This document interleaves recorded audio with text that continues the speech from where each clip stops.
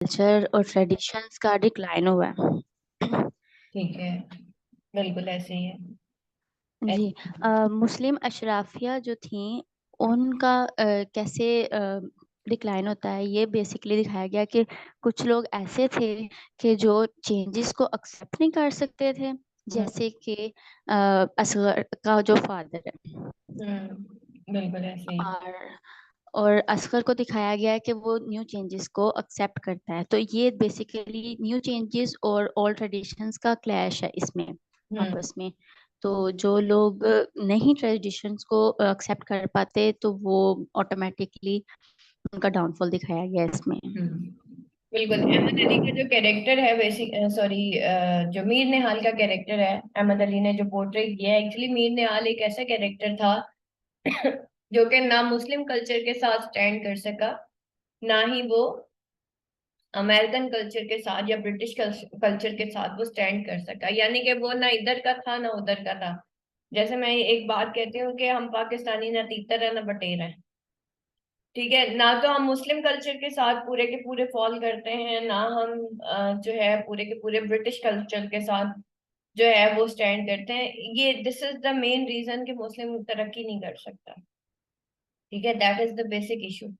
तो यहाँ पे वही डिक्लाइन दिखाया गया है, एक कल्चरल डिक्लाइन है मुस्लिम्स का, कि मुस्लिम्स ने किस तरीके से कल्चरली डिक्लाइन किया। अच्छा जी, क्वेश्चन है, twilight in Delhi 1940 nostalgically chronicles in early 20th century. ठीक है, वो नॉस्टैल्जिकली क्रॉनिकल करता है, रिप्रेजेंट करता है, सिंबलाइज करता है in early 20th century. Discuss the statement.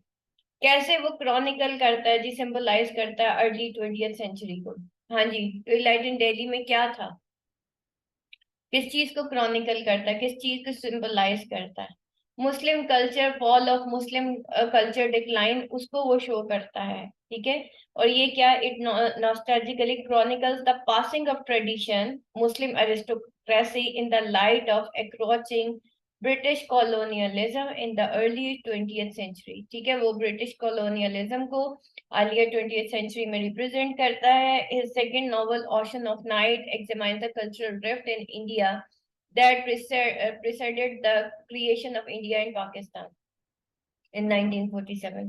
ठीक है, उसका सेकंड नॉवल जो था ओशन ऑफ नाइट, वो भी इसी कल्चरल रिफ्ट जो कि इंडिया के अंदर थी उसको शो करता है, एग्जामाइन करता है, presided the creation of India and Pakistan, जो कि प्रिसाइड करता है किसको, creation of India and Pakistan. Like Ocean of Night of Rats and Diplomat was written decades before its publication, it is a satirical novel about a diplomat whose rat is like tail is physically manifestation of his moral dissolution. ठीक है, एक satirical novel था rats and tail. ठीक है, जिसका जो rat था, rat like tail is the physical manifestation of his, वो उसकी फिजिकल मैनिफेस्टेशन थी उसकी मोरल डिसोल्यूशन की। ठीक है, और Ali अली's other notable works include Purple Gold Mountain, a volume of verse, and The Prison House। इनकी ना एक दफा बेटा आजकल ना बुक रिव्यूज बड़े अच्छे अच्छे आए होते हैं, आपको गूगल पे भी मिल जाएंगे इन्हीं बुक्स के, और आपको ना यूट्यूब पे भी मिल जाएंगे। एक दफा ना इनका बुक रिव्यू जरूर पढ़ा करें। एक तो ओशन ऑफ नाइट का बेटा आप लोगों ने बुक रिव्यू पढ़ना है। ठीक है, इसका बुक रिव्यू आप लोगों ने जरूर पढ़ना है। और दूसरा जो है ना ये जो उसका सेटारिकल नॉवल है ना, ऑफ रैट्स एंड डिप्लोमेट्स, इसको बेटा जरूर आप लोगों ने इसका एक दफा बुक रिव्यू पढ़ना है, ताकि आपको अंदाजा हो कि अहमद अली का बेसिकली राइटिंग स्टाइल क्या था, क्योंकि Ahmed Ali as a novelist भी क्वेश्चन आ जाता है। And The Prison House, a collection of short stories. Ali published a contemporary bilingual English and Urdu translation of Quran in 1988। ठीक है, उसने पब्लिश किया था बायलिंगुअल। बायलिंगुअल का मतलब होता है, बाय का मतलब टू होता है, लिंगुअल लैंग्वेज।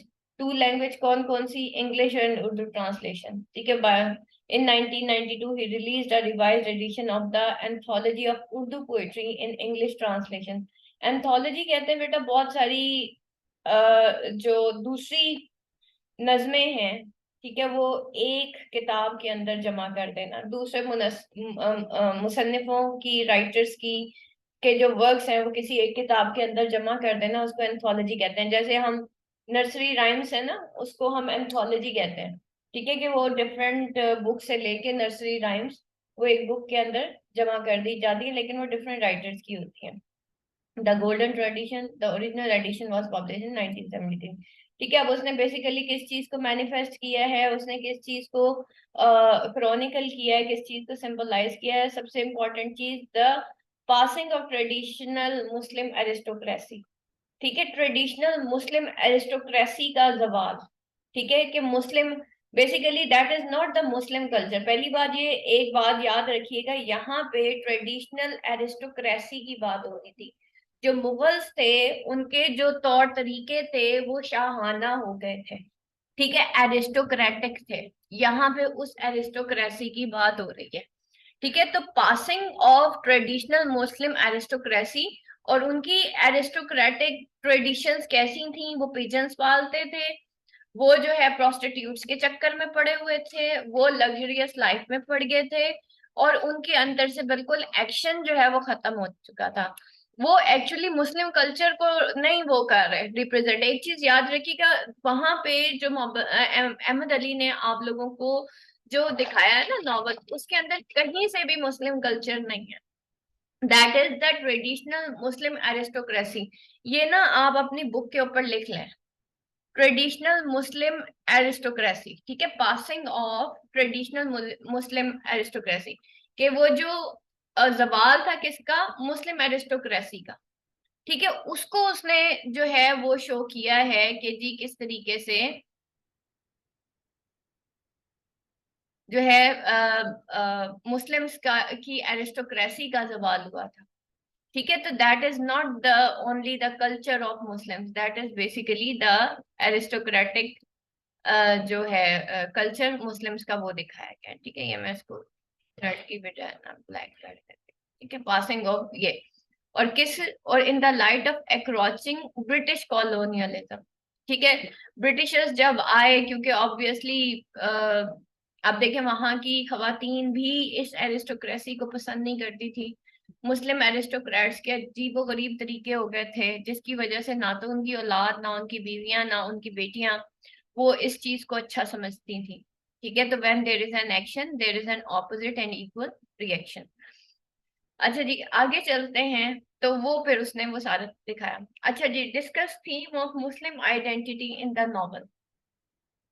ठीक है, थीम ऑफ मुस्लिम आइडेंटिटी, हाँ जी जी बताइए, क्या क्या मुस्लिम आइडेंटिटी थी? काइट फ्लाइंग और क्या थी pigeon. Naila, sorry? Kite kite flying और पिजन का था उनका एज अ मुस्लिम दिखाया गया।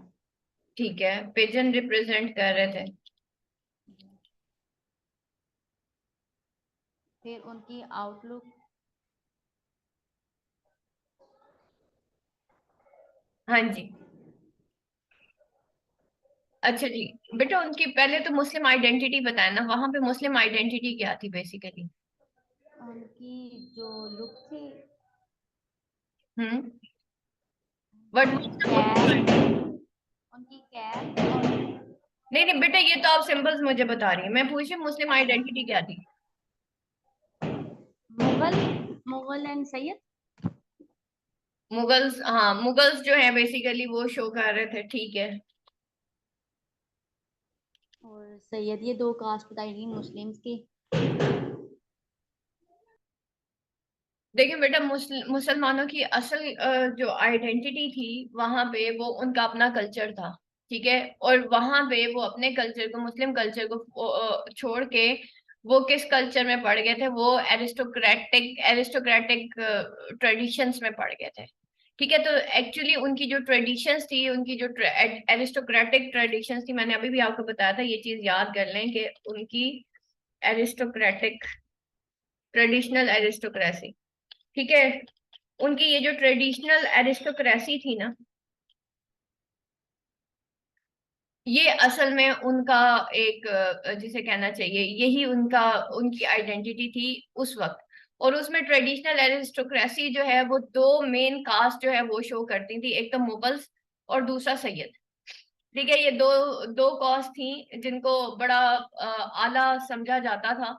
और यही वो ट्रेडिशनल एरिस्टोक्रेसी थी जिसको शो किया जाता था।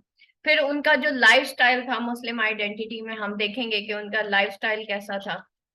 ठीक है, कि वो किस तरीके से रहते थे, उनकी मेल्स एंड फीमेल्स एटीट्यूड्स हम देखेंगे कि कैसे थे, उनकी मैरिजेस कैसे हुआ करती थी। ठीक है, तो ये सारी जो चीजें हैं ये उनकी आइडेंटिटी थी कि उनकी मैरिज कैसे थी, बिहेवियर्स कैसे थे मेल्स एंड फीमेल्स के। ठीक है, घर उनका कैसा था, ये सारी उनकी मुस्लिम आइडेंटिटी थी जो कि वहां पे शो होती थी। पिजन्स तो हम इसको सिंबॉलिकली कहेंगे कि हाँ जी जी वो पिजन्स उनको जो है शो सिंबॉलिकली उनको शो कर रहे थे, otherwise that was not not the part of the culture. फिर हम देखते हैं कि उनके अंदर कल्चर प्लस रिलीजन, रिलीजन जो है वो तकरीबन उनके अंदर खत्म हो चुका था, क्योंकि वो टोटल का टोटल जो है वो एरिस्टोक्रेसी में पड़ गए थे, जिसकी वजह से उनका कल्चर वीक हुआ। Mir Nihal and family representing the culture और ट्रेडिशन, ट्रेडिशन हम कह देते हैं कि वो उस ट्रेडिशन को, एरिस्टोक्रेटिक कल्चर तो नहीं कहेंगे, हम कहेंगे ये एरिस्टोक्रेटिक ट्रेडिशन को शो करता है। ठीक है, तो वो किसको शो कर रहे थे, वो इस एरिस्टोक्रेटिक ट्रेडिशन को शो कर रहे थे, मीर निहाल और उसकी पूरी की पूरी फैमिली। ठीक है, तमाम के तमाम लोग जो हैं वो इन एरिस्टोक्रेटिक फंक्शन जो ट्रेडिशंस हैं उनको और अपने उस कल्चर को, जो कि वो कास्ट सिस्टम में पड़े हुए थे, उसको वो शो कर रहे थे। तो हिंदुओं के साथ रहते रहते मुसलमान भी कास्ट सिस्टम में पड़ गए थे। How far twilight in Delhi vividly delineates the clash of two cultures between tradition and modernity. अब यहाँ पे वो कह रहा है ट्रेडिशन क्या थी, मैंने आपको बताया कि एरिस्टोक्रेसी। ठीक है, उनकी जो ट्रेडिशन थी वो एरिस्टोक्रेटिक ट्रेडिशन थी जिसको वो फॉलो कर रहे थे, वो कास्ट सिस्टम था जिसको वो फॉलो कर रहे थे, that was not the part of the religion जिसको वो फॉलो कर रहे थे, that was the tradition at that time of the Indian culture, कि आपने एरिस्टोक्रेट्स को या एरिस्टोक्रेटिक ट्रेडिशंस को फॉलो करना है। अब यहाँ पे जो है एक तरफ वो ट्रेडिशन थी, जैसे मैंने आपको बताया कि वो लोग कास्ट में पड़े हुए थे, वो लोग जो है लग्जरियस लाइफ में पड़ गए थे। तो यहाँ पे वो कह रहा है कि जी एक क्लैश था बिटवीन टू कल्चर्स। ठीक है, कौन कौन सा कल्चर था, एक तो तरफ तो ब्रिटिश कल्चर था और दूसरी तरफ मुस्लिम कल्चर था। उस वक्त का मुस्लिम एरिस्टोक्रेटिक कल्चर था जो कि वहां पे लागू हो चुका था मुसलमानों की तरफ से। और फिर बिटवीन ट्रेडिशन एंड मॉडर्निटी, वो ट्रेडिशन और मॉडर्निटी, ट्रेडिशन क्या थी, उनका एरिस्टोक्रेटिक कल्चर था, एंड द मॉडर्निटी क्या चाह रही थी कि एजुकेशन आए, प्रोग्रेस हो। और मुस्लिम्स का उस दौर के अंदर वो जो एरिस्टोक्रेटिक कल्चर था ना, एक्चुअली वो उसको आगे नहीं जाने दे रहा था। वो लोग जो कास्ट सिस्टम में पड़े हुए थे वो उनको आगे नहीं जाने दे रहा था। वो फीमेल जिनको रिप्रेस करके रखा जाता था वो इतनी शाय होती थी, अगर वो बीवी भी है तो वो इतनी शाय है कि वो अपने शोहर से इजहार मोहब्बत नहीं कर सकती। तो ये सारी चीजें जो है, इवन एक बेटी जो है वो अपनी मर्जी से जो है वो शादी नहीं कर सकती, although that is not basically in Islam, that is basically the Indian Muslim culture. ठीक है, मुस्लिम एरिस्टोक्रेटिक जो कल्चर है ना वो इस तरह का था, जो मुगल्स का कल्चर था एक्चुअली वो इस तरह का था, that is not basically Islamic culture. तो इस्लाम इस्लाम तो इंडिया के अंदर उस तरीके से नहीं, उसको एज अ दीन तो कभी अप्लाई किया ही नहीं गया ना। ठीक है, तो ये वो चीजें थी जो कि ट्रेडिशन और मॉडर्निटी के दरमियान जो है वो हावी हुई। और फिर क्या हुआ, तो जो न्यू जनरेशन आई उन्होंने किसको फॉलो किया, उन्होंने बजाय इसके कि वो ओल्ड ट्रेडिशंस को फॉलो करते जो कि बहुत स्ट्रिक्ट थी, ठीक है, जिसके अंदर जो है कास्ट सिस्टम था और आप अपनी कास्ट से हट के शादी नहीं कर सकते थे। उस जो जनरेशन ने, जो कि असगर अली के नाम पे हम देखते हैं, उसने किसको एक्सेप्ट कर लिया, उसने मॉडर्निटी को एक्सेप्ट कर लिया। ठीक हो गया, तो उसने फिर इस मॉडर्निटी को एक्सेप्ट किया एंड फाइनली फिर क्या हुआ, उसमें वो जो पुरानी ट्रेडिशन थी उसमें लैक ऑफ फोर्थ साइटेडनेस थी, यानी कि अंग्रेज आया, ये लोग अपनी इतनी लग्जरियस लाइफ में पड़े हुए थे कि ये अंग्रेज को जज ही नहीं कर सके कि वो उनका नुकसान कर गया। कंजर्वेटिव माइंडेड ट्रेडिशन थी उस वक्त के दौर की। ठीक है, वो accept no accept of change. ठीक है, नो चेंज एक्सेप्टेंस इसको कर लेते हैं। ठीक है, उनके अंदर चेंज एक्सेप्टेंस ही नहीं थी चेंज की। इनएक्टिव नॉन प्रोडक्टिव अप्रोच, ठीक है। अब वहां के जो एरिस्टोक्रेट्स थे उनकी क्या थी, इनएक्टिव नॉन प्रोडक्टिव अप्रोच थी। यानी कि बब्बर जान में अगर मीर ने हाल पड़ा हुआ है और उसको एक अलग घर भी बना दिया है, तो इसमें क्या एक इनएक्टिव नॉन प्रोडक्टिव अप्रोच है। कबूतरों से खेलना जो है वो इनएक्टिव नॉन प्रोडक्टिव अप्रोच है। आज आप पाकिस्तान के अंदर देख लें, पाकिस्तानियों को एक तो मीडिया के पीछे लगा दिया गया है, नंबर टू उनको खेल में लगा दिया गया। सारा दिन बेचारे हमारे बच्चे बैठ के पेपर से एक दिन पहले पेपर की तैयारी करने की बजाय पीएसएल देखते हैं। ठीक है, उनके लिए क्रिकेट ही सारा कुछ हो गई है। ठीक है, तो खा ले पी ले जी ले मर ले, ये अप्रोच है हमारी, और this is inactive non productive approach. सारा दिन बैठ के पॉलिटिशियंस के ऊपर तबसरे करना, क्या ये प्रोडक्टिव अप्रोच है? तो that is the same thing. अब उस दौर के मुस्लिम्स के अंदर जो है उनको जो मिला, अब वहां पे उस वक्त दौर में टीवी तो था नहीं, मीडिया तो था नहीं, वो बेचारे क्या करते हैं, उन्होंने बब्बर जान के कोठे पे जाके और उन्होंने फजूल हरकतें शुरू कर दी। उन्होंने भी पिजन्स पाल लिए, ठीक है, और उन्होंने भी फजूल किस्म की रिवायात जो है अपने रिलीजन को छोड़ के उन्होंने फजूल रिवायात वो इंट्रोड्यूस करवा दी in Indian culture. Actually that was the Indian aristocratic culture जिसको उन्होंने फॉलो किया। तो उस वक्त की जो ट्रेडिशन थी जिसको हम इंडियन कल्चर कहेंगे, इंडियन ट्रेडिशनल कल्चर कहेंगे, या इंडियन एरिस्टोक्रेटिक ट्रेडिशन कहेंगे, वो उसके अंदर ना तो कोई एक्सेप्टेंस ऑफ चेंज था, नंबर टू वो बहुत ज्यादा कंजर्वेटिव माइंडेड थे, इतने कंजर्वेटिव माइंडेड थे कि वो आउट ऑफ कास्ट शादी नहीं करते थे। ठीक है, यहाँ पे हम इसको ये कह देते हैं कि caste system, out of caste वो शादी करना पसंद नहीं करते थे। और रिप्रेशन ऑफ फीमेल जो है वो उसके अंदर बहुत ज्यादा होता था, लैक ऑफ फॉरसाइटेडनेस थी। मैंने आपको बताया उनकी अपनी जनरेशन, आने वाली यूथ जो है वो उनके हाथ से निकल गई और उनको पता नहीं चला। ठीक है, आज पाकिस्तान के अंदर भी यही है, हमारी जो यूथ है वो हमारे हाथ से निकल के, वजह हम एंसेस्टर्स ने उनको सही गाइड ही नहीं किया। और हमने क्या उनको गाइड करना था, आज की माओ के पास तो इल्म ही नहीं है इल्म, ना ही उस्तादों को खाली सिलेबस पे लगा दिया गया, वो क्या गाइड करेंगे हमारी यूथ बेचारी। हमारी यूथ का कसूर नहीं है जो सारा दिन पॉलिटिशियंस पे तबसरे करती है, कसूर बड़ों का है। ठीक है, कसूर बड़ों का है। जब बड़े जो है लग्जरियस लाइफ में पड़ जाते हैं, फजूल हरकतों में पड़ जाते हैं, तो नेक्स्ट आने वाली जनरेशन एक्चुअली तबाह हो जाती है। तो उस जनरेशन को जब कुछ नहीं मिला तो वो कहाँ पे जाके बैठी, वो मीडिया पे जाके बैठी। मीडिया पे उनको कुछ सियासतदान मिले, उन सियासतदानों ने उनका दिमाग कैप्चर कर लिया, एंड वो हमारे हाथ से बच्चे निकल गए। आज उन बच्चों के साथ आप बैठ जाए ना, आपको वो सिवाय पॉलिटिशियंस के और कोई बात करेंगे ही नहीं, जैसे यही उनका दाना पानी यही रह गया है, सुबह दोपहर शाम बस यही बातें रह गई। ठीक है, तो दैट्स वाई क्या होता है कि जब आप जो है लैक ऑफ फोरसाइटेडनेस होती है, और लैक ऑफ फोरसाइटेडनेस क्यों होती है, वजह हम अपनी लग्जरियस लाइफ में इंडल्ज हो जाते हैं। ठीक है, इतना ज्यादा लग्जरी ऑफ लाइफ में इंडल्ज हो जाते हैं जिसकी वजह से हम अपनी जो नेक्स्ट जनरेशन होती है, जो एक्चुअली हमारा सब कुछ होती है, हम उसको कभी भी उस जो है हवा से बचा नहीं सकते जो कि हमारे बच्चों को डैमेज कर सकती है। ठीक है, हमारे मुल्क को डैमेज कर सकती है, जो हमारे एक्चुअल रियल कल्चर को डैमेज कर सकती है। Modernity is the name of the change, modernity is the name of transition. जब भी एक नई जनरेशन आती है वो एक नई सोच के साथ आती है, और जब नई जनरेशन नई सोच के साथ आती है और पुरानी जनरेशन के अंदर वो एक्सेप्टेंस लेवल नहीं होता, तो फिर वो आपस में क्लैश कर जाती है।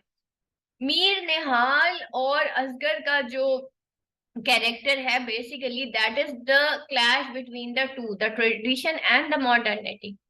ठीक है, मैंने कहा ना, when there is an action there is an opposite and equal reaction. जब ये सारा कुछ हुआ तो उसके बाद जो नेक्स्ट जनरेशन आई उसने क्या किया, उसने रिबेल किया अगेंस्ट द ट्रेडिशन,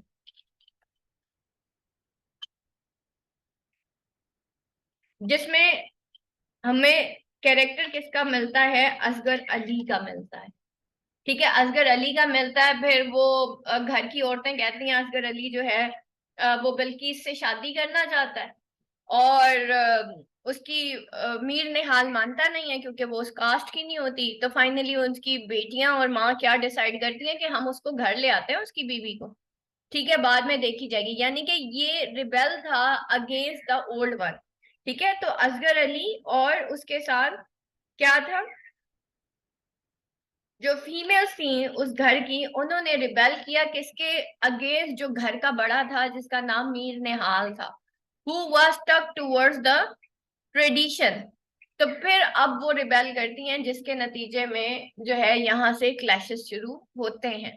ठीक है, और उसके बाद जो है असगर अली, क्योंकि वो उसको भी नॉर्म्स एंड ट्रेडिशंस का नहीं पता था, he don't know how to behave with a wife and anything, उसकी बिल्कुल भी ग्रूमिंग नहीं थी, जस्ट लाइक हिज फादर, क्योंकि उसका अपना फादर जो है वो बब्बर जान के पीछे पड़ा हुआ था। तो फाइनली जो नेक्स्ट नस्ल में जो बच्चे आए, जो न्यू मॉडर्न जो एक जनरेशन आई, उसने भी उस लग्जरियस पैटर्न को फॉलो किया।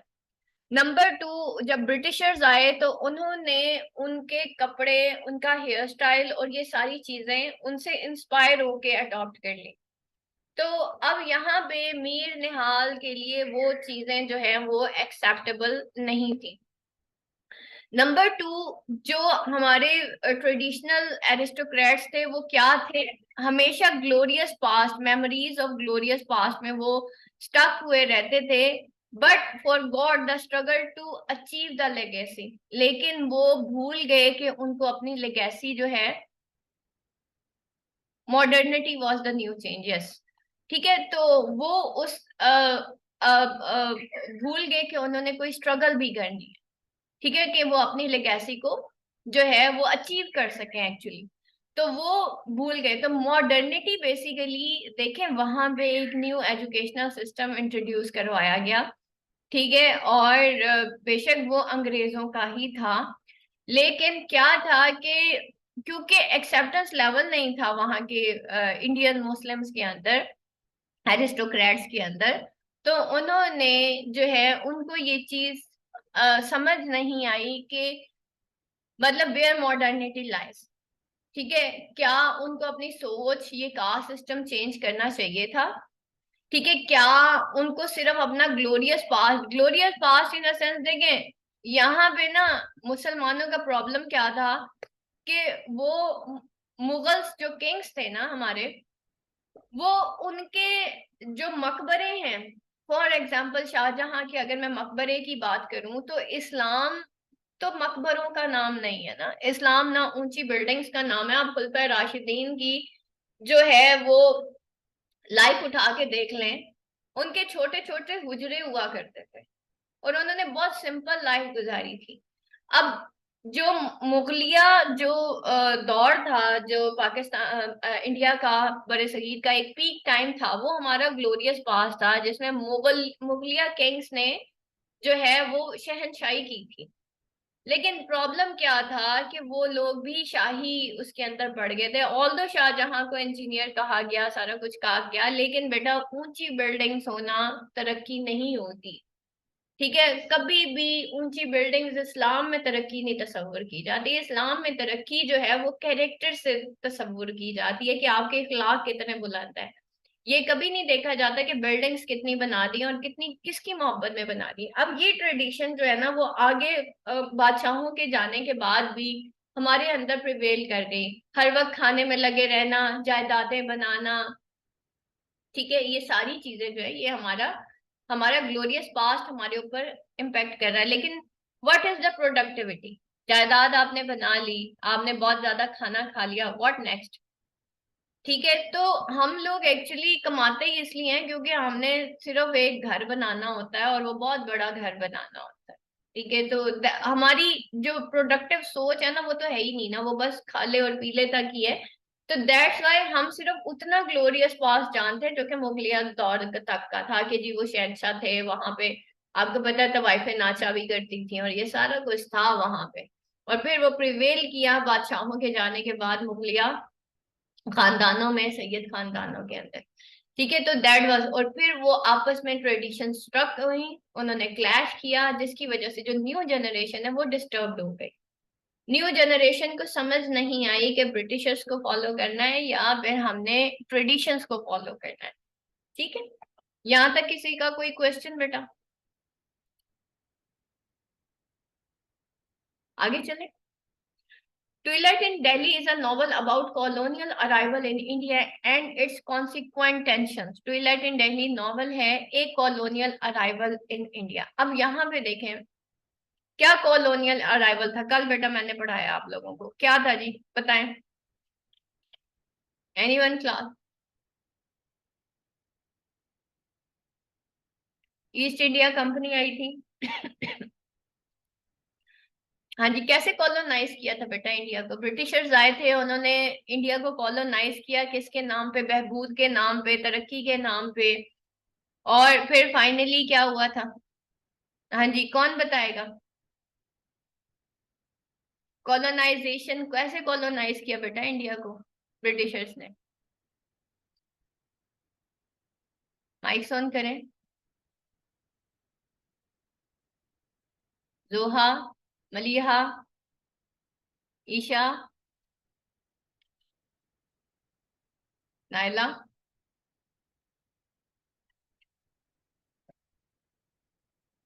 अच्छा जी, कॉलोनियल अराइवल इन इंडिया, ठीक है, इंडियंस। हाँ जी जोहा। ये अस्सलाम वालेकुम मैम।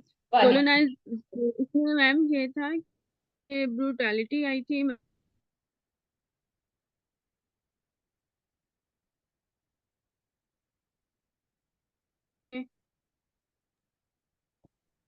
अच्छा, अब सुन ले। जब ब्रिटिशर्स यहाँ पे आए ना, सुन ले हम कैसे कॉलोनाइज किया। ब्रिटिशर्स ने कॉलोनाइज किया था कॉलोनाइजेशन थ्रू प्रोडक्शन, ठीक है, जिसमें ईस्ट इंडिया कंपनी थी सबसे पहले, ईस्ट इंडिया कंपनी। ठीक है, ये बेसिकली सबसे पहले यहाँ पे आई थी तिजारत के ताज तिजारत के नाम पे। नंबर टू, फिर इन्होंने क्या किया, करते करते इन्होंने अपना एजुकेशनल सिस्टम यहाँ पे इंट्रोड्यूस करवाया। फिर उसके बाद जुडिशरी सिस्टम,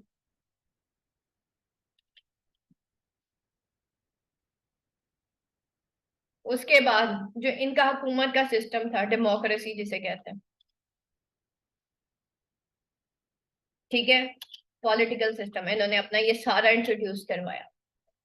ठीक है, और इन्होंने शो क्या किया कि भाई हमारा जो सिस्टम है ना वो तुम्हारे इस कल्चर से ज्यादा बेहतर है जो तुम लोगों ने अप्लाई किया हुआ है अपने बड़े सगीर के अंदर।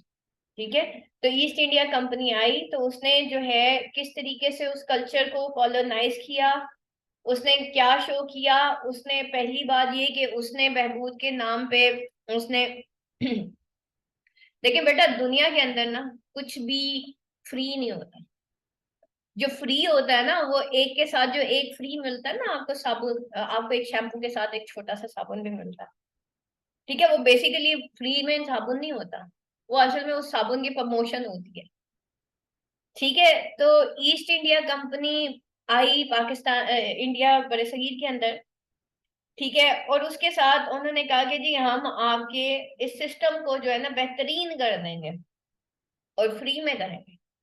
ठीक है, क्योंकि हम आपके चाहने वाले हैं, हम जी यहाँ पे ये करेंगे, तो हम फ्री में। तो बेटा जो फ्री में होता है ना वो भी फ्री नहीं होता, उसमें प्रमोशन होती है। तो that was basically the promotion of that culture जो कि अंग्रेज वहां पे लाया था। उसने कहा भाई मेरा जो कल्चर है ना वो तुम्हारे कल्चर से ज्यादा बेहतर है असल में।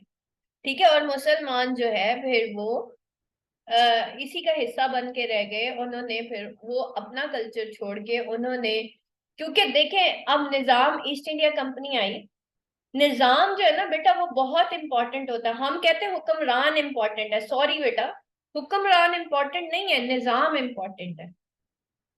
जब निजाम बदल जाता है ना तो आपको, अब देखिए फॉर एग्जाम्पल मैं एक ऑफिस में जॉब करती हूँ, उस ऑफिस का एक निजाम है। ठीक है, अब ऑलरेडी है मैं इंटरव्यू देने जाती हूँ, मुझे जो है वो वहां का बॉस जो है वो सिलेक्ट कर लेता है, तो क्या, अब आप खुद सोचें कि क्या वहां पे मेंबर इंपॉर्टेंट है या निजाम? निजाम ऑलरेडी बना हुआ है, मैंने सिर्फ जाके वहां पे जॉब करनी होती है। आज लोग जो है ना वो पॉलिटिशियंस के पीछे लड़ रहे हैं। सॉरी टू से, पॉलिटिशियंस के पीछे ना लड़े आप, निजाम के पीछे लड़े। आपके हमारा अपना इस्लामिक कल्चर है, हमारा अपना निजाम है, हमारा अपना पॉलिटिकल सिस्टम है, आप अप्लाई कर दें इसको। क्यों नया पाकिस्तान पुराना पाकिस्तान कर रहे हैं? निजाम बदले ना। ठीक है, अब निजाम में तोशा खाना का केस है ना, 20% उसमें आप पैसे देके आप गिफ्ट ले सकते हो, क्योंकि वो निजाम का हिस्सा था।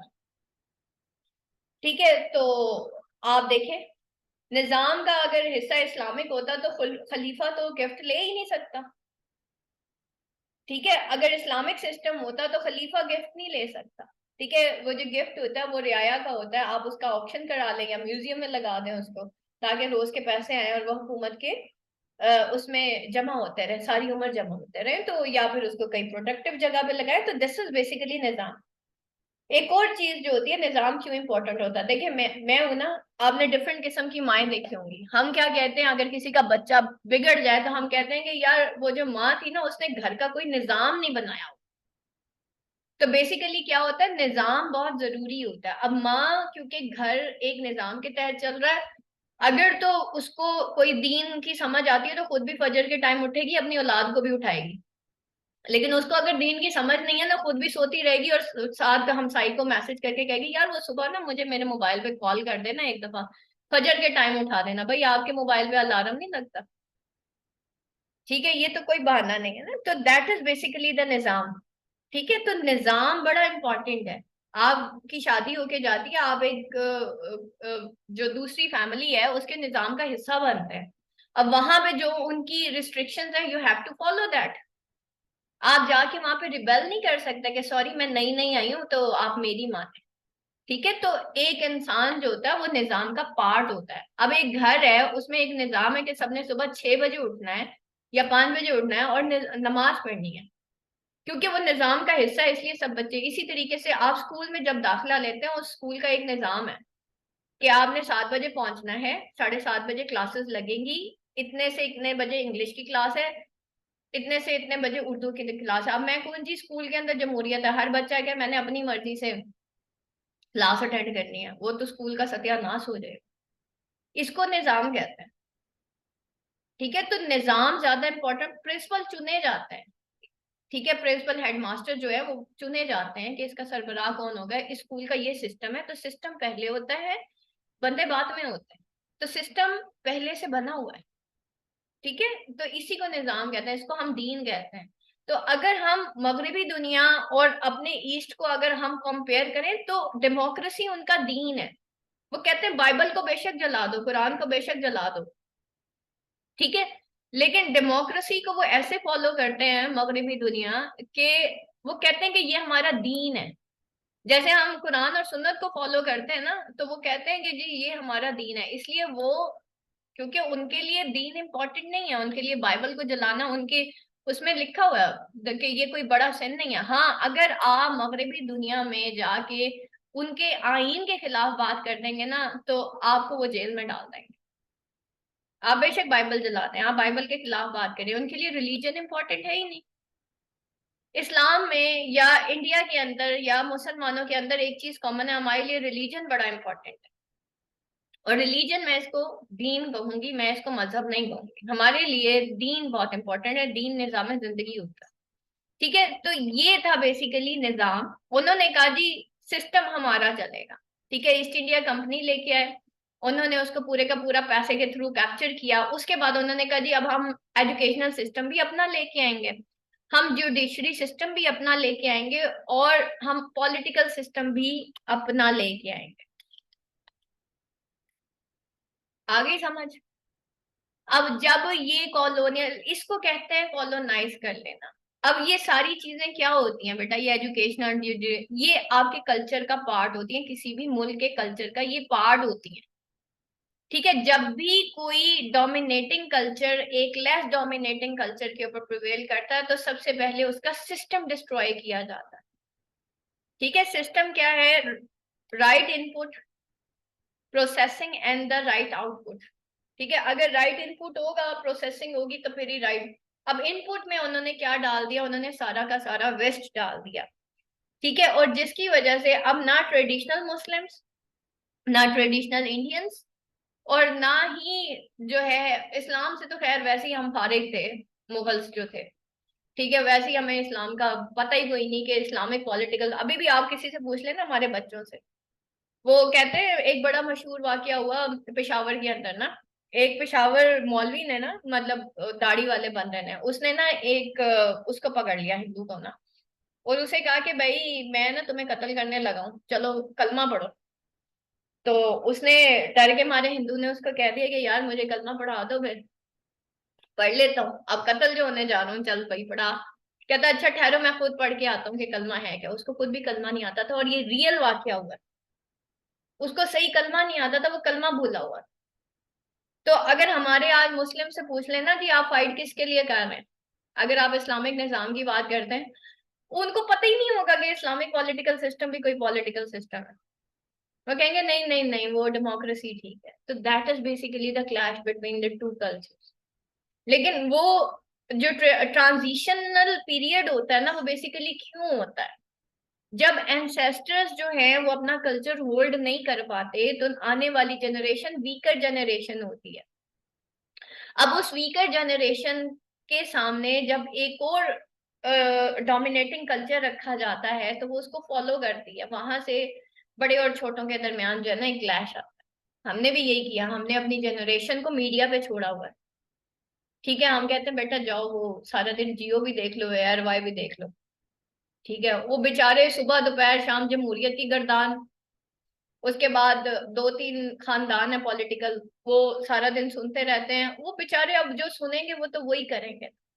अब उधर भी यही हुआ इंडिया के अंदर कि वो जो एजुकेशनल जुडिशरी सिस्टम और डेमोक्रेसी सिस्टम, वो एक उन्होंने देखे, इंडिया का अपना कल्चर तो बिल्कुल ही वो पैरालाइज हुआ हुआ था ना, कोई समझ ही कोई नहीं आ रही थी कि असल में कल्चर है क्या। और वो अपना ले आए एक स्ट्रॉन्ग कल्चर। ठीक है, और फाइनली क्या हुआ, जो यंग जनरेशन थी उसने उसको एक्सेप्ट कर लिया। ठीक है, जैसे आज हमने, मैंने कहा ना, जैसे आज हमें सिर्फ पॉलिटिशियंस के पीछे लगा दिया गया। ठीक है, सारा दिन हम पॉलिटिकल पार्टीज को डिस्कस करते हैं और साथ हम क्रिकेट मैच देखते हैं, ये दो चीजें मेन है। उसके अलावा मीडिया है, किसकी शादी किसके साथ हुई, किसकी तलाक हो गई, किसके कितने बच्चे हो गए। ठीक है, सारे एक्टर्स एक्ट्रेसेस ने अपने बनाए हुए हैं वीलॉग्स, तो हम उसमें पढ़ गए। तो अगर आप जरा थोड़ा सा कंपेयर करें मीर निहाल को, तो मीर निहाल भी तो यही कुछ कर रहा था ना। तो बेसिकली क्या था कि उस वक्त की लग्जरियस लाइफ यही कर रही थी कि कॉलोनियल इंडिया जो है वो बेसिकली ये था। ठीक है, एजुकेशनल सिस्टम उन्होंने अपना अप्लाई कर दिया, जुडिशरी डेमोक्रेसी पॉलिटिकल सिस्टम उन्होंने अपना अप्लाई किया। जब उन्होंने ये अप्लाई किया, उन्होंने किसको, जो न्यू जनरेशन है उसके माइंड्स को एंट्रैप किया। ठीक है, दे एंट्रैप न्यू जनरेशन माइंड्स। ठीक है, तो फिर अभी देखें, कल मैंने एक पोल क्रिएट किया था, हमारा एक ग्रुप है। ठीक है, उसमें मैंने पोल क्रिएट किया कि क्या मौजूदा निज़ाम हुकूमत में हम इंडिया ये सॉरी वेस्ट से आज़ादी हासिल कर सकते हैं। ठीक है, तो वैसे तो ज्यादातर लोगों ने यही कहा था कि नहीं, लेकिन पांच छह लोगों ने फिर भी कह दिया कि हाँ। अगर वो पांच छह लोगों ने, पांच ने कहा ना, असल में अंदर से बहुत सारे लोग कह रहे होंगे हाँ नहीं, हम हासिल कर सकते हैं इस पॉलिटिकल सिस्टम। वजह, वो बेचारों को इतना खूबसूरत डेमोक्रेसी बना के दिखाया गया ना कि इसमें अवाम की आवाज होती है। अवाम की आवाज कोई नहीं होती इसमें, एलजीबीटी अवाम की आवाज नहीं थी, सूद अवाम की आवाज नहीं था, जिना को जो है हलाल कर देना कि जी अगर दो मर्द मियाँ, दो और मर्द और औरत अपनी मर्जी से ये काम कर रहे हैं तो उनके ऊपर कोई भी गुनाह लागू नहीं है, ये आपके आइन में लिखा हुआ। तो अब अगर मेरा आइन मेरे रिलीजन के खिलाफ जाएगा तो मैं उसको एक्सेप्ट नहीं करूंगी। लेकिन वेस्ट में ऐसा नहीं है। मैंने आपको कहा कि वो अपने आइन को, डेमोक्रेसी को ऐसे फॉलो करते हैं जैसे हम कुरान और हदीस को फॉलो करते हैं। जितना इंपॉर्टेंट हमारे लिए कुरान और हदीस है, वो अपनी डेमोक्रेसी को फॉलो करता है। ठीक है, अपने आइन को फॉलो करते हैं। लेकिन अगर हमारे कल्चर के खिलाफ जाता है कोई आइन, तो हम बोलते हैं कि नहीं, दैट्स रॉन्ग। क्यों? इससे हमें दुनिया तो मिल जाएगी, लेकिन मेरा जब मुझसे क्यामत के रोज पूछा जाएगा कि मन दीन का, तेरा दीन क्या है, तो हम अल्लाह ताला को जाके क्या जवाब देंगे कि हम किसके दीन पे जाके क्या क्या करके आए। ठीक है, तो that is basically the colonial arrival India और उसके कॉन्सिक्वेंसेस और उसकी टेंशंस ये हुई कि ओल्ड एंड न्यू जनरेशन उसके दरमियान क्लैश हुआ। उन्होंने अपने सारे सिस्टम इंट्रोड्यूस करवाए, अपना ही उन्होंने इवन तिजारत का सिस्टम। अब आप देखें ना, तिजारत को इंग्लिश में क्या कहते हैं भाई? Ma'am trade. हाँ, ट्रेडिंग सिस्टम। ठीक है, उनका अपना ट्रेडिंग सिस्टम था।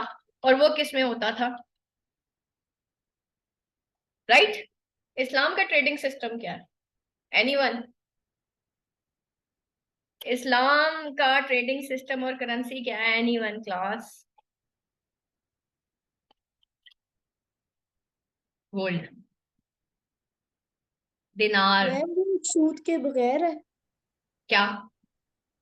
जो ट्रेडिंग सिस्टम होता है और जो लोन्स वगैरह भी देते हैं वो भी आ जाएगा ना बीच में। हाँ जी बिल्कुल बेटा। बेसिकली डॉलर करेंसी है ना बेटा ट्रेडिंग। ये जो डॉलर की करेंसी है, वर्ल्ड ऑर्डर जो है वो इम्प्लीमेंट किया गया पूरी दुनिया के ऊपर। बेसिकली ये डॉलर की करेंसी है ना। इस्लामिक करेंसी तो दिनार है। दिनार एक सोने का सिक्का होता है, मेटल होता है। ठीक है। तो जब आप गोल्ड में ट्रेड करेंगे ना, तो कोई भी मुल्क फॉल नहीं करेगा, कोई भी मुल्क डिफॉल्ट नहीं करेगा। ये तो वो जो है वेस्ट ने एक्चुअली अपनी करेंसी इंट्रोड्यूस करवाई ना, ताकि देखें अब डॉलर की मांग बढ़ गई है तो एक के बाद एक जो मुल्क है। खैर ये बाद में हम कभी डिस्कस करेंगे। अच्छा, उसके बाद discuss some of the current symbols in Twilight in Delhi. कुछ करंट सिस्टम्स जो हैं, current symbols Twilight in Delhi. ठीक है, तमाम कैरेक्टर्स, ठीक है, ऑल कैरेक्टर्स उसके सिंबॉलिक हैं। और कैरेक्टर्स में सबसे पहले हम मीर निहाल और किसको, एन असगर अली।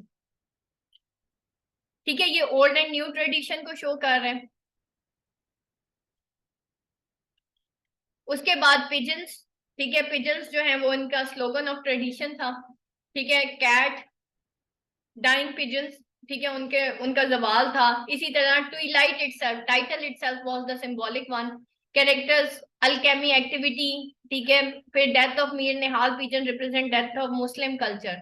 मुस्लिम एरिस्टोक्रेटिक, इसको एरिस्टोक्रेटिक जरूर लिखिएगा। ठीक है, Muslim aristocratic culture, that was not the Muslim culture, that was the Muslim aristocratic culture. हम अभी भी एरिस्टोक्रेट्स ही हैं, हम एरिस्टोक्रेसी से नहीं निकले। आप जरा हमारी शादियां देख लें, उस पे हमारे शाहाना पार्टियां देख लें, अभी भी हम ना वहीं पे ही बैठे हुए। ठीक है, वही एरिस्टोक्रेटिक कल्चर जो है, जो मुगलिया दौर में बादशाहों का था ना, वो अभी भी पाकिस्तान और इंडिया में चल रहा है। ठीक है, इंडियंस भी बेचारे इसी कल्चर, इसी जहेज, इन्हीं शादियां और इन्हीं की वजह से वो बेचारे ना तंग आए हुए हैं। ठीक है, डोरी कल्चर जो है वो भी एरिस्टोक्रेटिक कल्चर का हिस्सा है।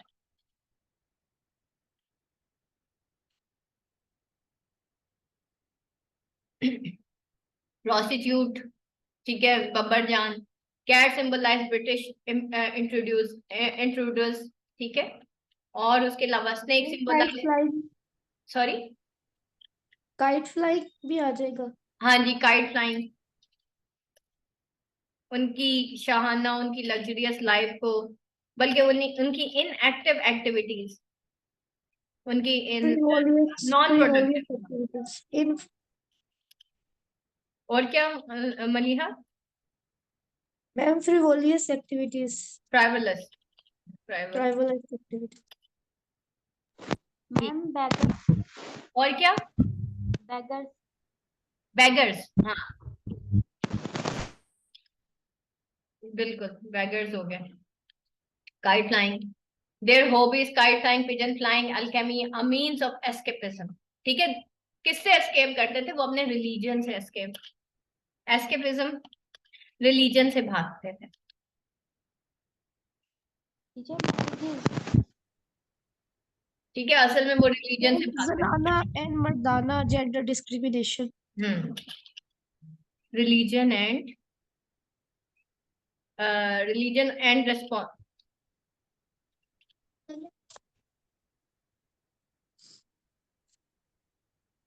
दो चीजों से जी इंसान एस्केप करने की कोशिश करता है, मीन्स ऑफ एस्केपिज्म था। ठीक है, एक नंबर वन एस्केपिज्म, एस्केप करता है वो अपनी रिलीजन से। अपने रिलीजन से एस्केप करने के लिए ना वो ट्रैवलर्स एक्टिविटीज में पड़ जाता है एक इंसान जो होता है। नंबर टू होती है उसकी रेस्पॉन्सिबिलिटीज। ठीक है,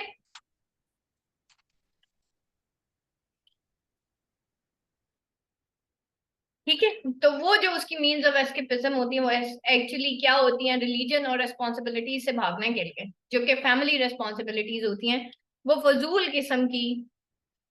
ठीक है, मीर निहाल बजाय इसके कि अपने बच्चे की तरबियत करता, वो किधर चला गया, वो बब्बर जान के कोठे पे चला गया, फिर उसने बब्बर जान को एक न्यू जो है वो घर बना के दिया। हम लोग क्या करते हैं, हम अपने बच्चों को घर में छोड़ के ना, आज की माओ की बात बता रही हूँ यार, वो 2 बच्चे वो उसको पढ़ा नहीं सकती आज की माँ। वो कहती है कि मैं स्कूल में जाके 30 बच्चों को पढ़ा लूंगी। ठीक है, वो 2 बच्चे उस पर भारी हो जाते हैं, वो बेचारे ट्यूशन ही पढ़ा रहे होते हैं। ठीक है, क्यों? क्योंकि स्कूल वाले पैसे देते हैं। ये तो हमने अपनी जनरेशन को हवाले कर दिए सिर्फ स्कूल के, और हवाले कर दिए सिर्फ ट्यूशंस के। ठीक है, तो ये हम बेसिकली क्यों करते हैं, ताकि हम अपनी रेस्पॉन्सिबिलिटी से एस्केप कर सकें।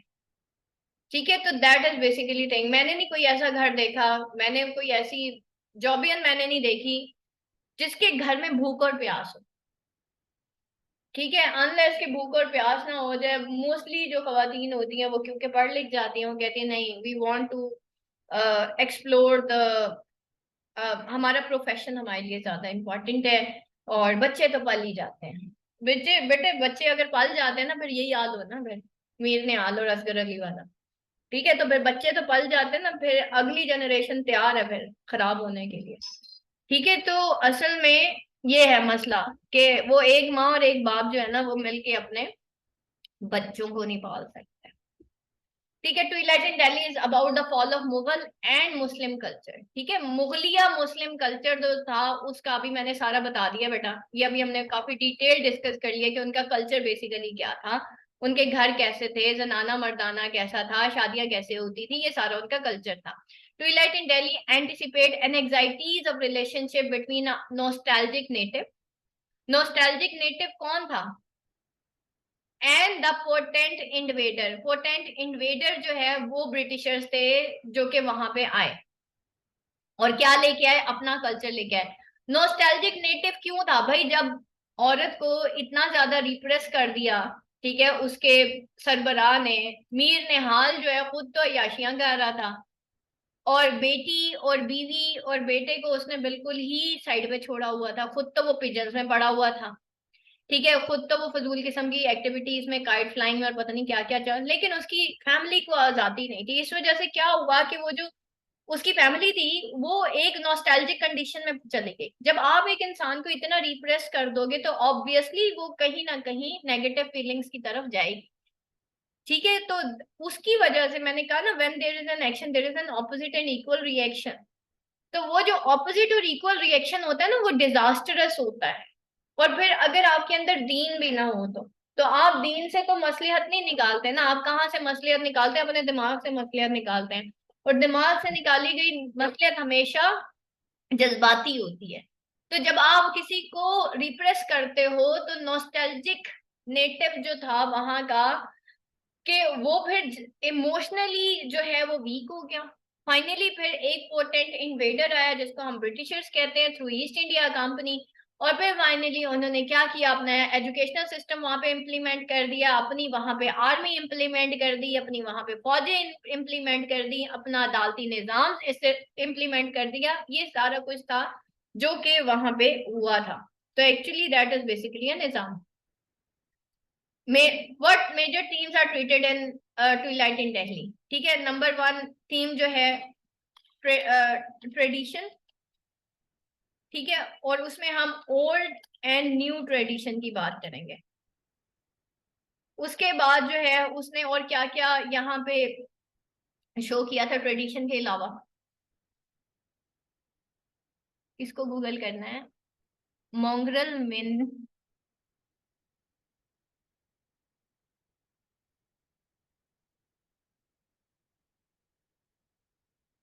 अच्छा जी, उसने ओल्ड एंड न्यू ट्रेडिशन को बेटा शो किया। उसने जो है एक ट्रांजिशन को शो किया। ठीक है, और वो ट्रांजिशनल पीरियड था, और जो मुसलमान है उस ट्रांजिशन को जज नहीं कर सके। ठीक है, मुस्लिम्स कुड नॉट जज। जाहिर बात है, क्या जज करना है जब आप खुद ही लग्जरियस लाइफ में पड़े हुए हो। अभी हम भी इसी तरह की फजूल किस्म की डिस्कशन में सारे दिन अपना टाइम जाया करते हैं। हमने क्या जज करना है कि यार हमारे साथ क्या, वो दो चार लोग हैं बेचारे हमारे जैसे बुढ़े बाबे, जो कि अपनी जनरेशन को समझा रहे हैं कि बेवकूफ मत बनो, लेकिन जनरेशन है कि वो बेचारी ना पॉलिटिशियंस की मोहब्बत में पता नहीं क्या क्या करती जा रही है। ठीक है, उस बेचारी को समझ ही कोई नहीं आ रही, और नाल हो की रहा है। ठीक है, तो हमारे क्या है बेटा। अच्छा जी, उसके बाद जो है ओल्ड एंड न्यू ट्रेडिशन हो गया, वहाँ की जो है फैमिली लाइफ हो गया, कल्चर हो गया, और फिर उसके बाद जो है मुस्लिम डिक्लाइन हो गया। ठीक है, ये सारे इसकी ट्रेडिशन है। अच्छा जी, last question, my purpose in writing the novel was to depict a phase our national life. उसने एक ऐसा फेज शो किया जो कि हमारी नेशनल लाइफ को शो करता है, and decay of a whole culture. एक तरफ हमारी नेशनल लाइफ थी और एक हमारा होल कल्चर था जो कि डिके हुआ। अ particular mode of thought and living, जो कि एक पर्टिकुलर मोड था थॉट एंड लिविंग का, जो कि बेसिकली हमारे कल्चर का पार्ट था, उसका एक्चुअली डिके हुआ। Discuss the statement with reference to Ahmed Ali novel Twilight in Delhi.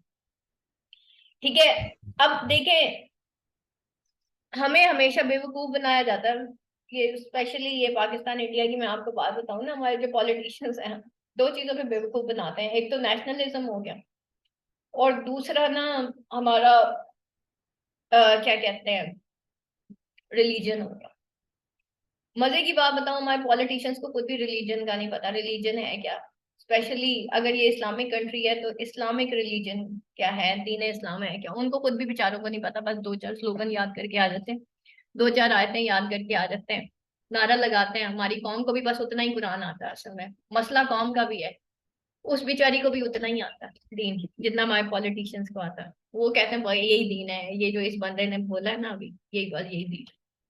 ठीक है, तो ये यहाँ पे क्या है, वो डिपिक्ट करता है phase of our national life, हमारी जो कौमी जिंदगी है उसका, उसको डिपिक्ट करता है कि हमारी कौमी जिंदगी कैसी थी। और एक decay of a whole culture, और एक होल कल्चर जो हमारा डिके हुआ उसको उसने किस तरीके से किया, और अ particular mode of thought and living. अच्छा, नेशनलिज्म में क्या होता है, नेशनलिज्म में हम ना इतने इमोशनल हो जाते हैं, स्पेशली आप देखें ना अभी भी पाकिस्तानी इतने इमोशनल हो जाते हैं, कोई भी कोई नारा लगाता है ना हम बस उसके पीछे पीछे पीछे पीछे। ठीक है, कोई भी कोई नारा लगा रहा है, स्पेशली अमेरिका की गुलामी का ही कोई नारा लगा रहा है, हम बस उसके कदमों में जाके गिर जाते। ये हमारी पास इधर आके ना हमारी नेशनलिज्म खत्म हो जाती है, जब हम अमेरिका से सिर्फ नफरत करते हैं। ठीक है, तो दैट इज आवर यहाँ तक। हॉट एंड लिविंग की क्या समझ बेटा, हॉट एंड लिविंग मीन्स की लिटरेसी और जहालत बिल्कुल ऐसे ही है। ठीक है, हॉट एंड लिविंग थी उसकी, उसका मतलब ब्लड था ना, मतलब वो उसका उसकी लाइफ ही ये थी कि एक नेशनल लाइफ थी उसकी, और उसका होल कल्चर वो उसका हॉट एंड लिविंग था, यानी कि उसके जीने का एक वो था, राज था, जो कि एक्चुअली फेज आउट हुआ। ठीक है, तो उसने वो phase of our national life और डिके ऑफ होल कल्चर जो है उसको वो दिखाया कि हमारी नेशनल लाइफ थी कैसी, और फिर उसका डिके कैसे हुआ। ठीक है, that was the basic thing. और उसने ये इसको a particular mode of thought and living discuss this statement with reference to Ahmed Ali novel Twilight in Delhi में आपने इसको बताया। ठीक है, तो ये बेटा आपका आज का जो लेसन है वो कंप्लीट हो गया है। यहाँ तक किसी का कोई क्वेश्चन है तो वो आप मेरे से पूछ लें। Any question class?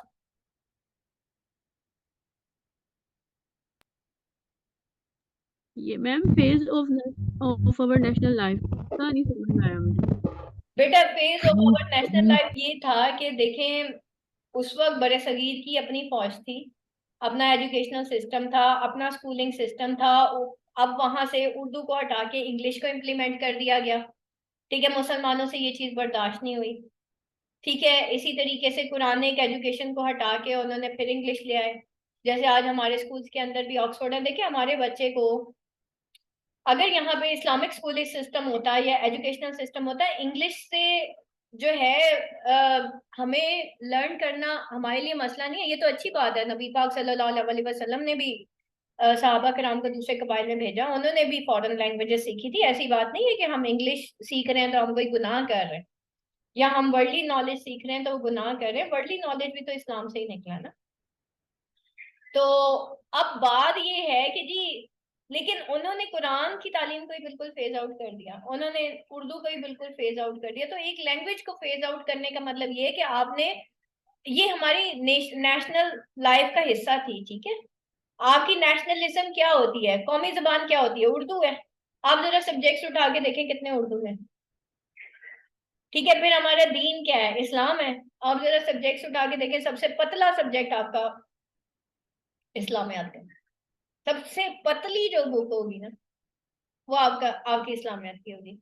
इस वजह से मैंने कहा ना, हमारी कौम को भी बस इतना ही इस्लाम आता है जितनी वो पतली किताब है, और हमारे पॉलिटिशियंस को भी बस इतना ही इस्लाम आता है जिसमें वो अवाम को थोड़ा सा बेवकूफ बना लें, बस दैट्स ऑल।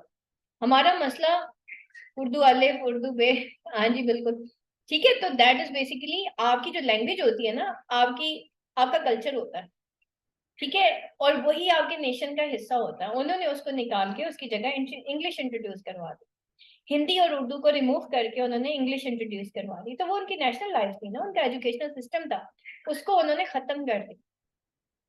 सही हो गया। अभी आप देखें बहुत सारे ऐसे ब्रिटिश स्कूल्स हैं, उनके बच्चे जब 9th 10th में पहुंचते हैं उनको उर्दू नहीं लिखने आती।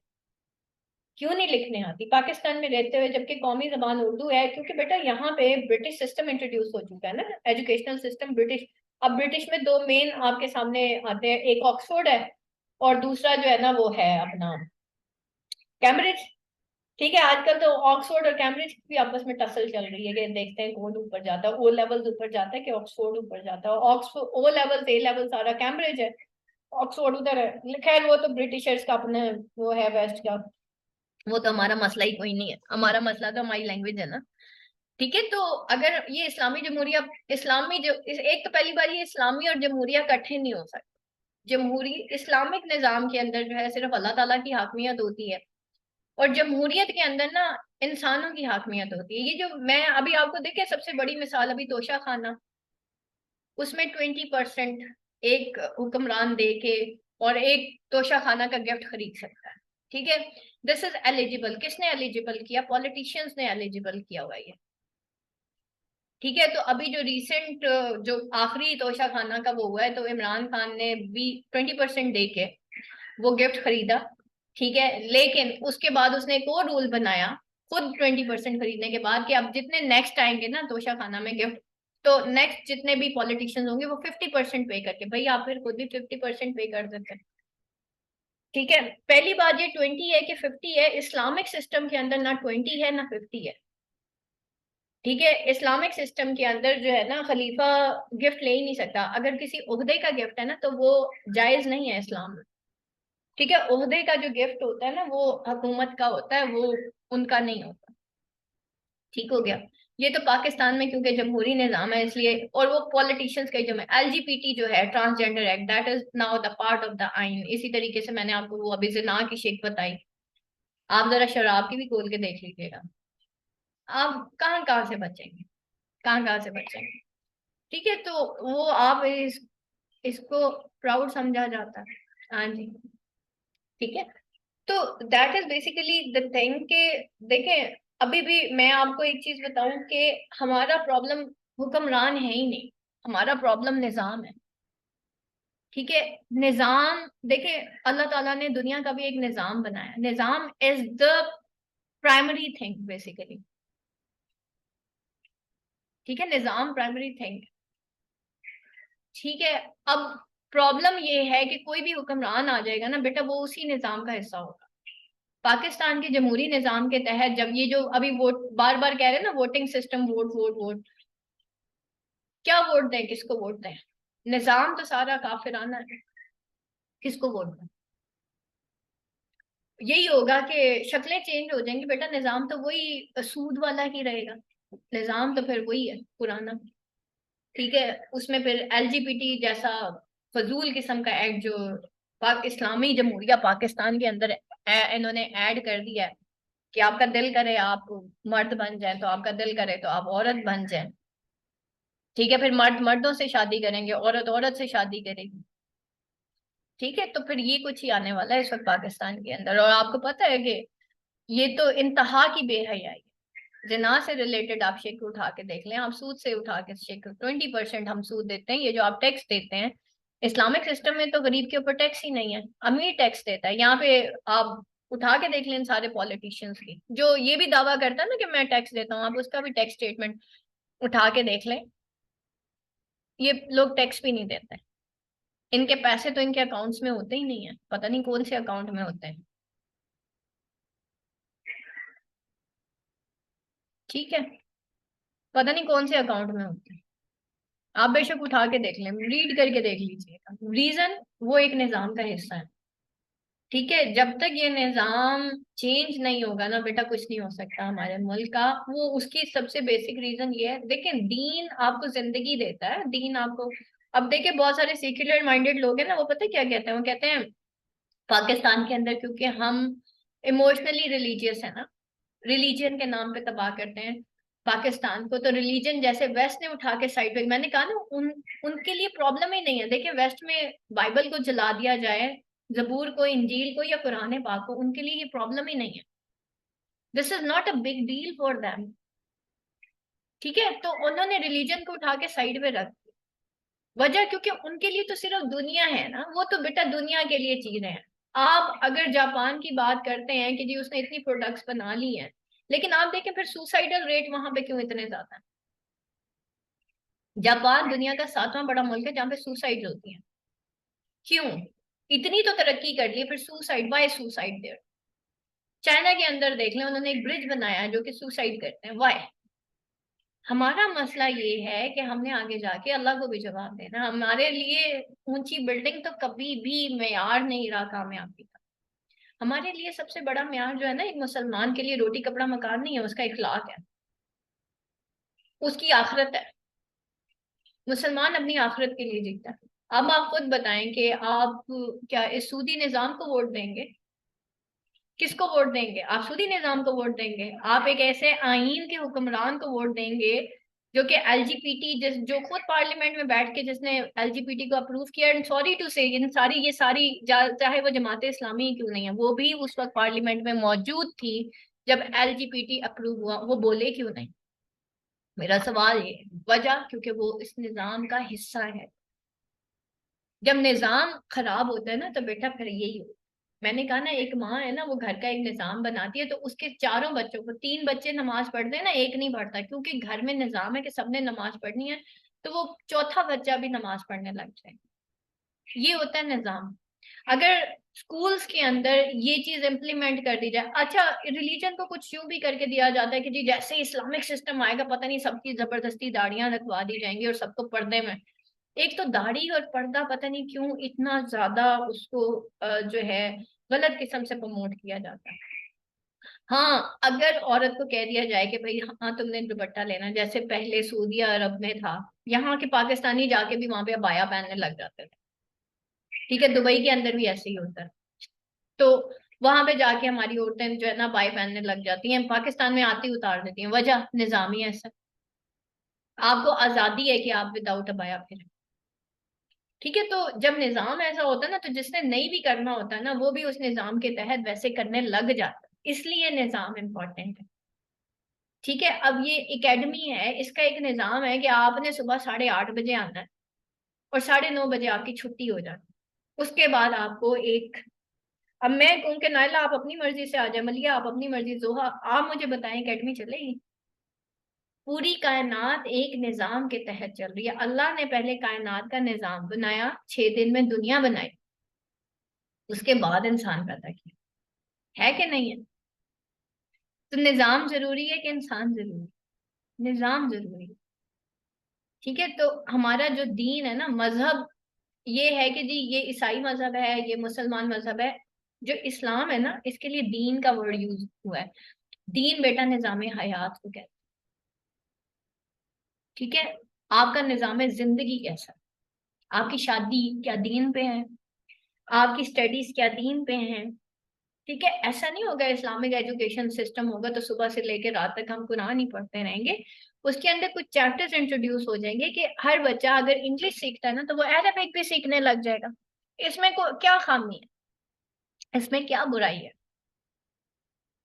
ठीक है, मुझे याद है मैं ना जब छोटी थी ना, हमारे पेरेंट्स ने ना हमारा स्कूल असल में स्किप करवा दिया था और हमने दूसरे स्कूल में जाना था, तो अम्मी अब्बू ने ना एक उर्दू मीडियम में हमें जो है दाखिल करवा दिया फॉर 2 to 3 months, क्योंकि जो पहले वाला हमारा स्कूल था वो ब्रिटिश सिस्टम था, सारा को एजुकेशन था, तो वो उर्दू सिस्टम था। आप यकीन करें उन्होंने एक अरबिक की बुक लगवाई हमें, ठीक है, वो उर्दू सिस्टम में, उर्दू मीडियम में ना।